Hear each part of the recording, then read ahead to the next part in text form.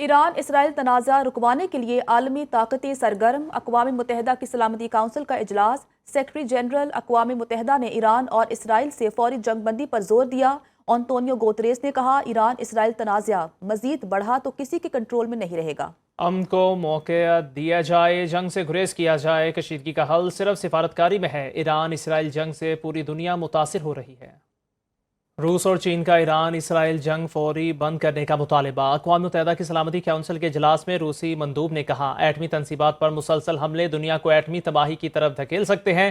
اسرائیل نے امریکہ مذاکرات سے عین قبل حملہ کر کے اپنے ہی اتحادیوں کی توہین کی۔ ایران نے ہمیشہ مسائل مذاکرات کے ذریعے حل کرنے کی بات کی۔ چینی مندوب نے کہا کشیدگی کے خاتمے کے لیے مذاکرات کا راستہ اپنانا چاہیے۔ ایران اسرائیل کشیدگی سے پورے خطے میں امن و امان کی صورتحال خراب ہے۔ امریکی مندوب نے کہا ایران پر حملوں میں واشنگٹن کا کوئی کردار نہیں، لیکن امریکہ اس جنگ میں اسرائیل کی حمایت میں ہے۔ پاکستان کا ایک بار پھر ایران اسرائیل جنگ بندی کا مطالبہ۔ اقوام متحدہ کے سلامتی کونسل کے اجلاس میں خطاب کرتے ہوئے پاکستانی مندوب عاصم افتخار نے کہا اسرائیل خطے کی سلامتی، امن اور ترقی کے لیے خطرہ ہے۔ اقوام متحدہ کی بنیادی ذمہ داری ہے کہ وہ اس جنگ کو بند کرائے۔ پاکستان امن کو ایک اور موقع دینا چاہتا ہے۔ اسرائیل اور ایران تنازع کا پرامن حل چاہتے ہیں۔ عالمی ایٹمی توانائی ایجنسی کے سربراہ کا ایران میں جوہری تنصیبات پر حملوں پر اظہار تشویش۔ رافیل ماریانو گروسی نے کہا کہ ایران میں جوہری تنصیبات پر حملوں سے آبادی کو خطرہ ہو سکتا ہے۔ جوہری تنصیبات پر حملوں سے سیکیورٹی خدشات پیدا ہوئے ہیں۔ نتنز جوہری سائٹ پر پلانٹ کو نقصان پہنچا۔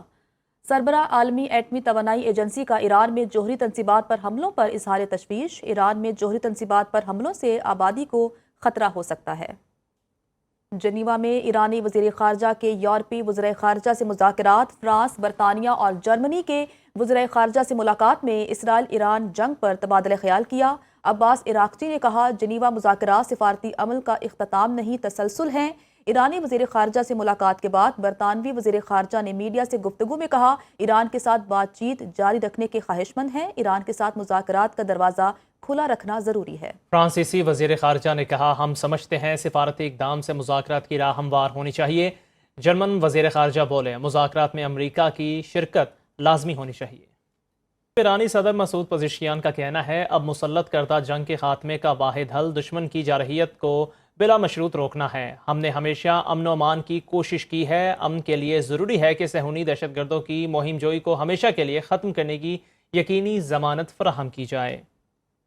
وزیراعظم شہباز شریف کا اسرائیل ایران بحران کے پرامن حل کی ضرورت پر زور۔ وزیراعظم کی امریکی وزیر خارجہ مارکو روبیو سے ٹیلی فونک گفتگو۔ کہا کشمیر سندھ طاس معاہدے، تجارت اور انسداد دہشت گردی پر بھارت سے بامقصد مذاکرات کے لیے تیار ہیں۔ امریکی وزیر خارجہ نے پاکستان کی انسداد دہشت گردی کوششوں کو سراہا اور مکمل تعاون کی یقین دہانی کرائی ہے۔